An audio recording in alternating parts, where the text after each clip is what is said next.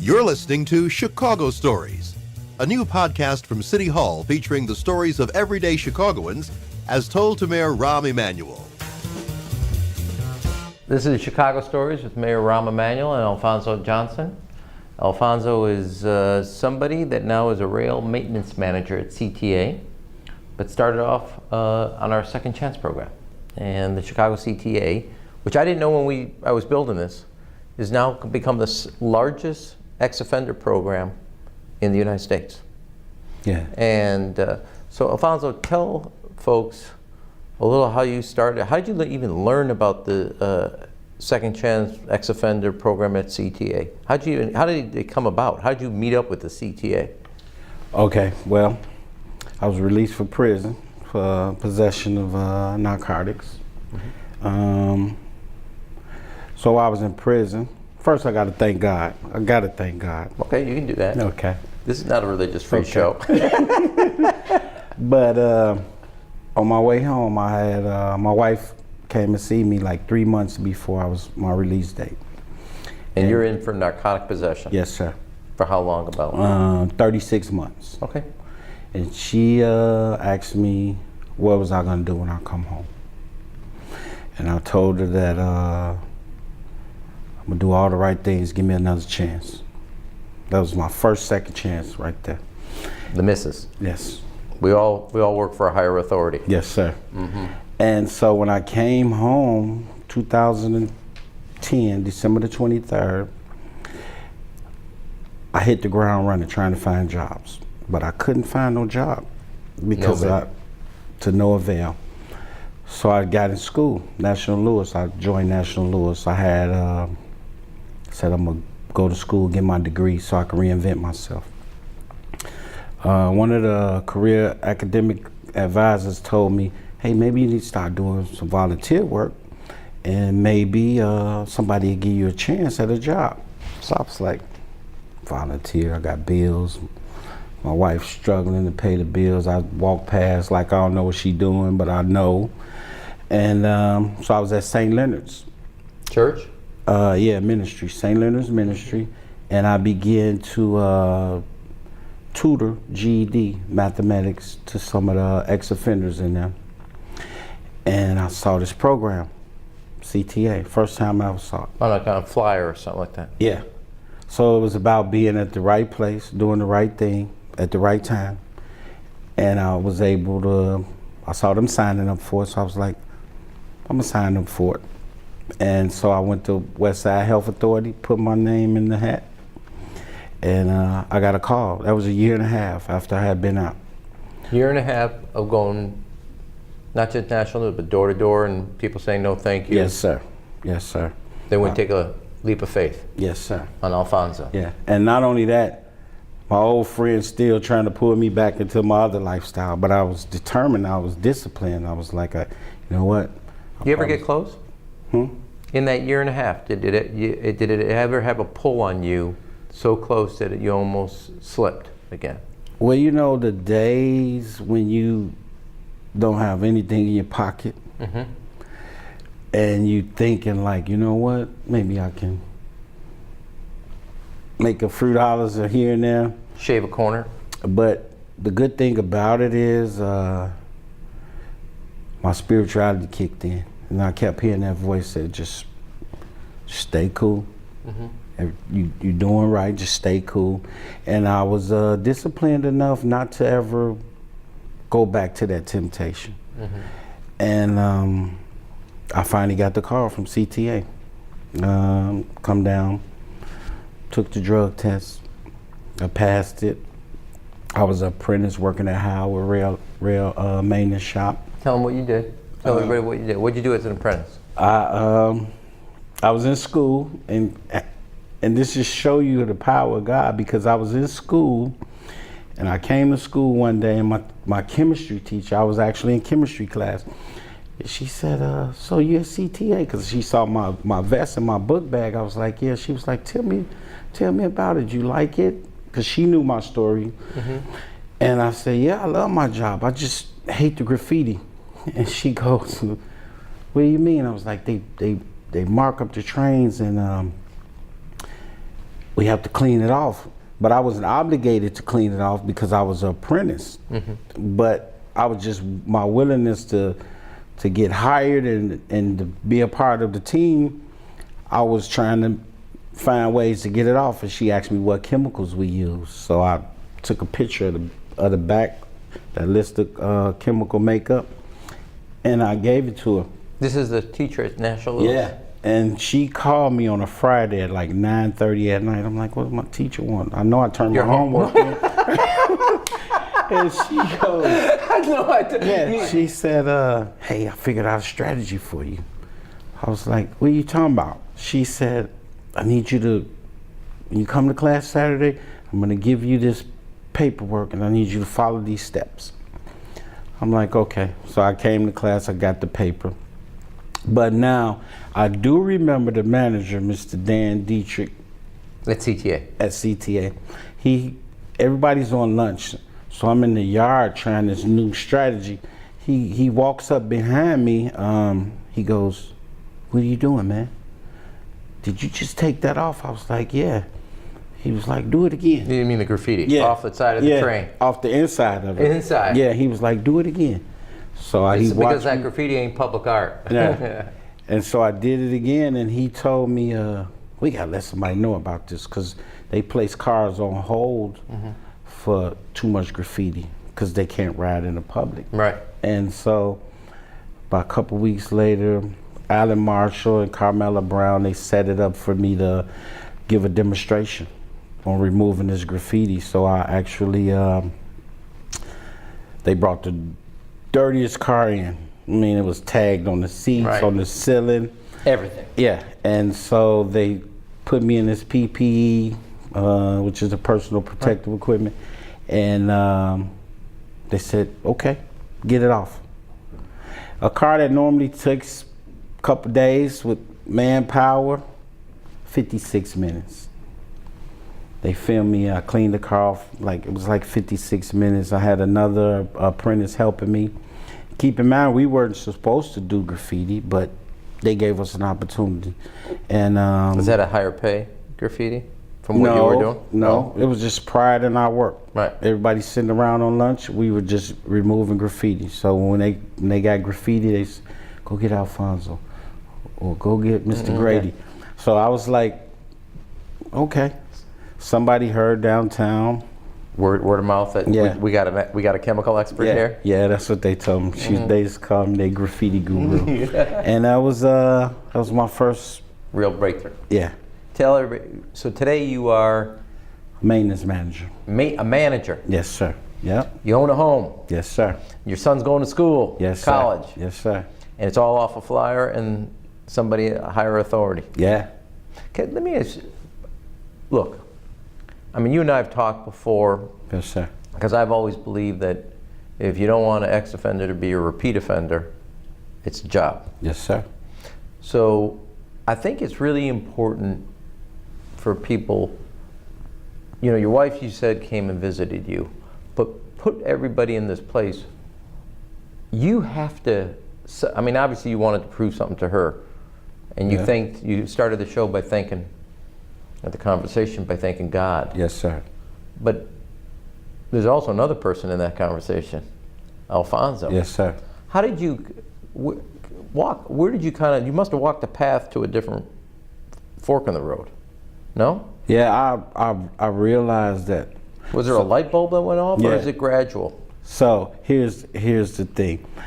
As men and women too, we all had these mental mantles in our lives. People we look up to, who we put on there. Sure, our mentors. And when I came home, I had to do it like this, wipe everybody off of it, because God wasn't on there, I wasn't on there, my family wasn't on there, you know, and even people of society wasn't on there. Who was on it? Criminals, thugs, drug dealers, gang members, and when you look up to certain things, not only do you look up to it, you try to live up to it.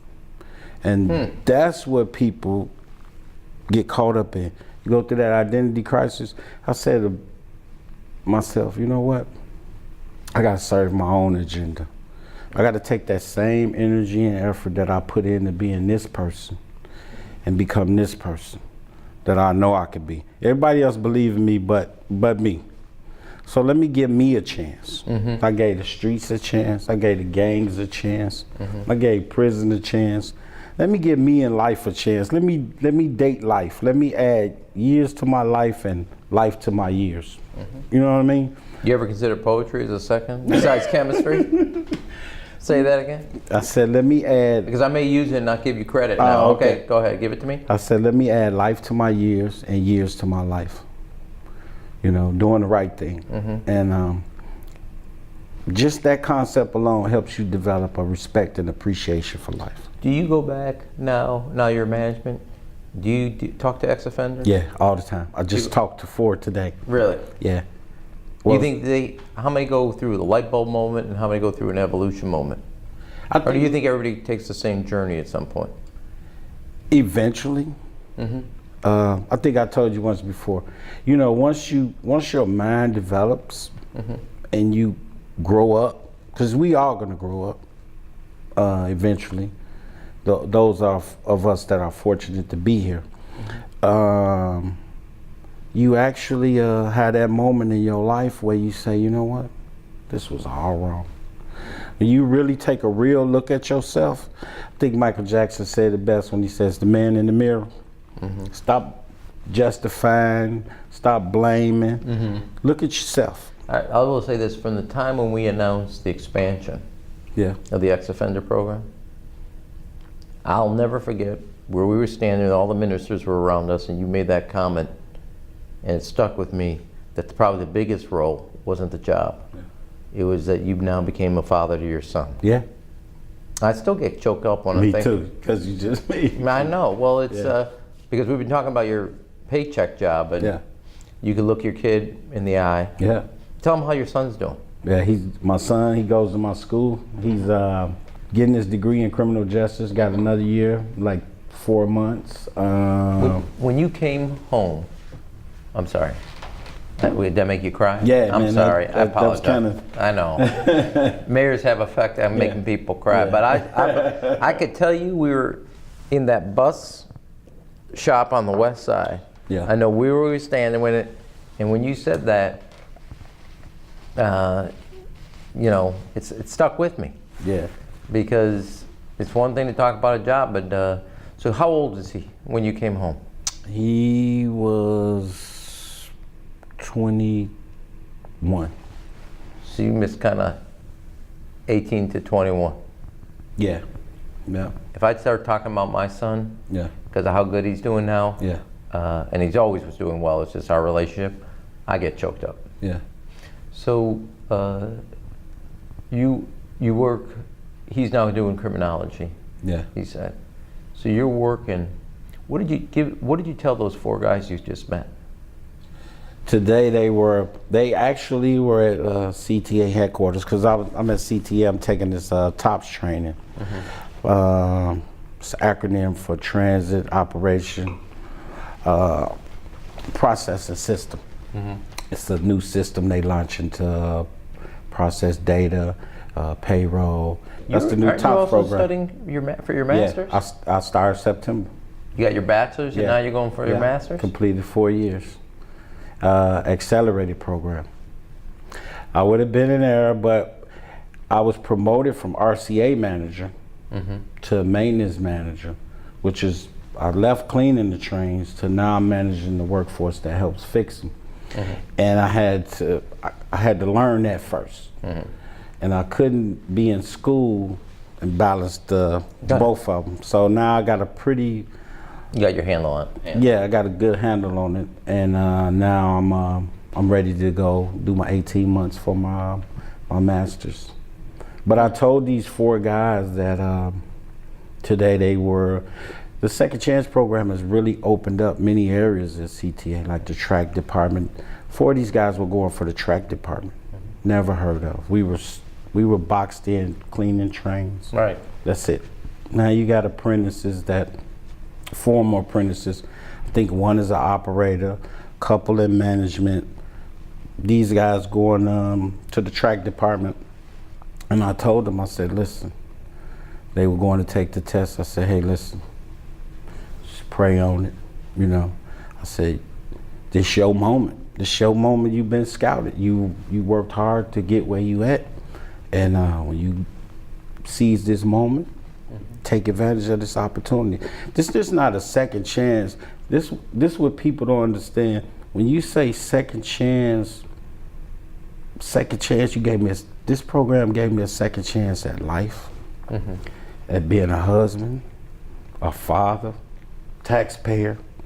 You know what I mean? Yeah. There's so many other definitions that this program impacted my life. Yeah, so I embrace it. That's why when you call me, hey, whatever. I'll tell my story in the darkest alley to the highest mountain. It don't matter to me. My wife and I have this debate in Friends. You think everybody who's in prison wants the opportunity for a second chance, or do you think it's just a segment? No. No. I may have you call my wife. We have an argument about this. Why do you think that? Some people that this is what they're going to do, huh? Yeah. Some things you could change. It's like 10 individuals. Maybe 7 of them going along to get along.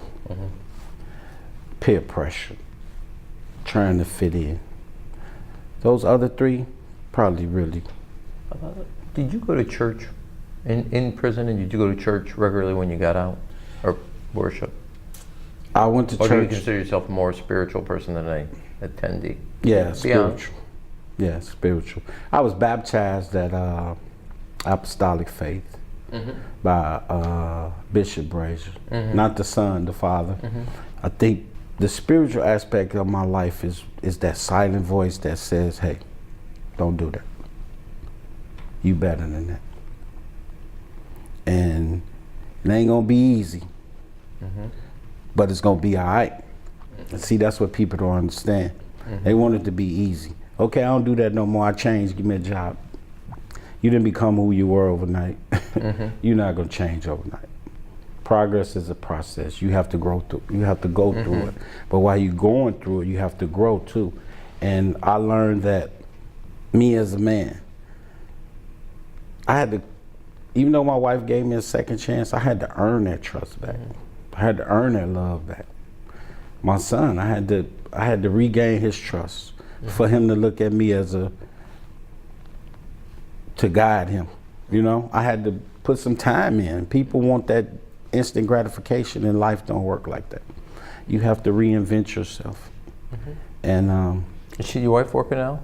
yeah, she's working. She actually works for this company called TAS. It's a treatment and safe community. It's a drug court program that offers first-time offenders treatment instead of incarceration. So yeah, she works there. She's been there 18 years. And it's funny because she was like, you come home and man, you pass me up. So when I see her paying the bills and I don't have to duck my head, I can say, you know what, let me take that one and that one too. So it's like teamwork. What you know, I mean, I always say this, I mean, my view on this is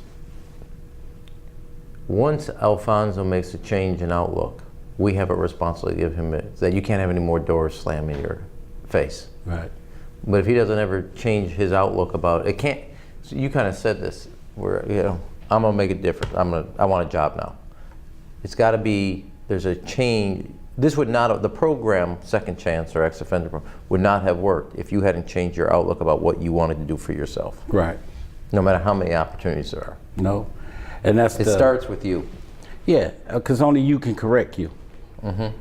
You know, my thing was I had to stop looking at the glass half empty, and I said, you know what? It's not half empty. It's half full. I just got to finish filling it up. See what I mean? So my point of view on this whole thing is, even if you give a person a second chance, if they don't want it, they're not going to take advantage of it. Right. They're not going to appreciate it. Is there anything different we as a cities and state should do different in The prisons, the jails?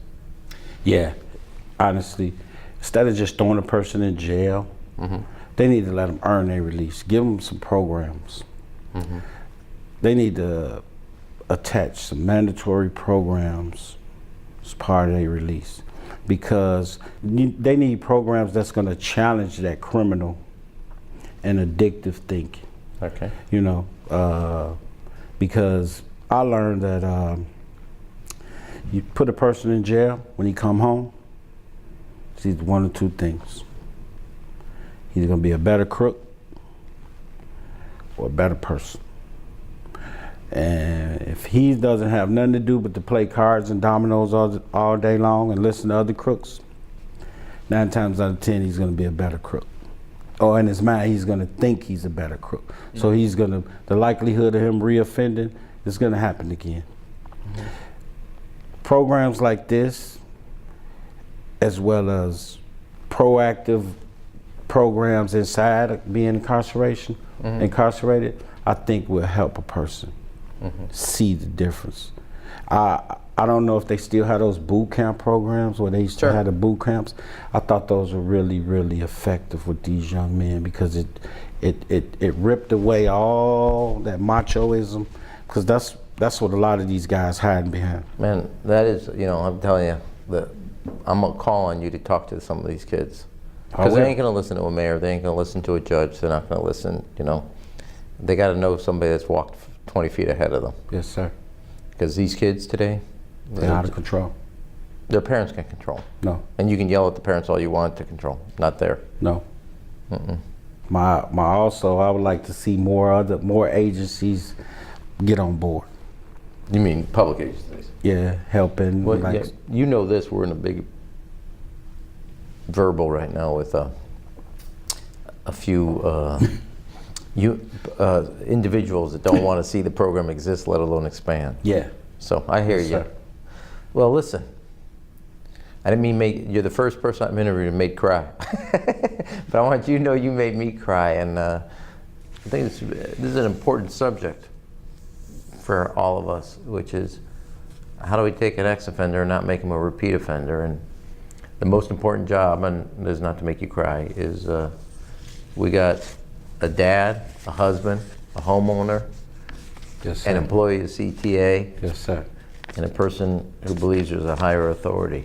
Yes, sir. I'm really impressed. You've always struck me. Thank you. Well, thank you. Yep. Thanks for telling the story. Yep. Oh, I got you something. What's that? So, Is this your official car? yeah, I used to keep a lawyer card in here. Now you got your own business car. You guys can't see that, so Alphonso just handed me his Alphonso Johnson, maintenance manager, rail maintenance, Chicago CTA. You got your telephone number, cell number, fax, your email, and you used to have your lawyer's card in here. Yeah. This is now your business card. Yes, sir. It's a different day. It's a whole new day. Whole new ball. We got some people to thank. Yeah. And hopefully they're here. Yeah. Thank you, man, for telling your story. Thank you. Thank you, Alphonso. Thank you for listening. You have been listening to Chicago Stories, a new podcast from City Hall featuring the stories of everyday Chicagoans as told to Mayor Rahm Emanuel.